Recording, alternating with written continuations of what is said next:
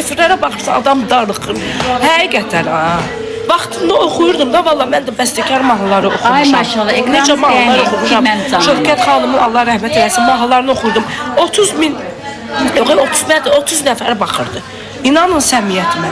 Mən efirə çıxanda güyaçın çaylarla çıxmışdım. Yoxsa rüyadayla çıxmışdım. Girin köynə kaldırlarıma baxın. Necə unudum səni, bəstəkar mahnılarıyla. Gün olar, gündüz olar, gündüz olar.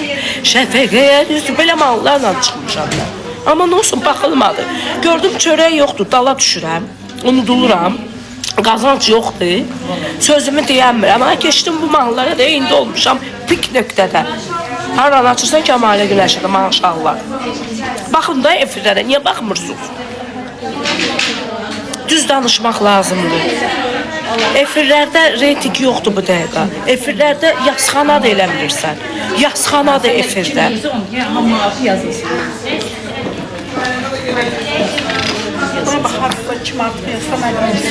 Ekran beğenir 350. Sən məcburiyyətdən baxırsan, əzizim. Mən baxıram. Sən məcburiyyətdən baxırsan.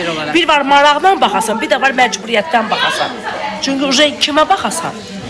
Bir var maraqla baxırsan, bir də var məcbur baxırsan. Sən məcbur baxırsan. Amma mənə maraqla baxırdı. İndiki xalq mahnılarını oxuyanlara məcbur baxırsan. Çünki səni məcbur eləyirlər ona. Başa düşdün? Səni məcbur eləyirlər ki, sən imuna onlara baxmalısan. Başa düşə bilmirlər ki, zorla gözəllik olmaz. Onların vaxtı gedib. Bəli, zamanında onlar edirdi, vaxtı gedib. Çünki elə mahnılar yazmırlar ki, biz Allah oxuyaq. Başa düşürsünüz? Bizə nə yazı verilir, biz onu alıb oxuyuruq. Nə qədər köhnə mahnı oxumaqlar. Necə unudum sənin 80 ili mahnısıdır, hələ də oxuyuruq. Nə qədər oxumaqlar. Nə qədər. Düzdür, onlar bizim nostalji, retro mahnılarımızdır. Biz onları unutmuruq. Repertuarımızda hər zaman var. Onları biz ifa edirik. Amma müəyyən bir vaxta qədər də. Hər şeyin ömrü var. Mahnının da ömrü var, insanın da ömrü var. Müəyyən bir yerə qədərdir. İndiki çıxıb xalq mahnısı oxuyur.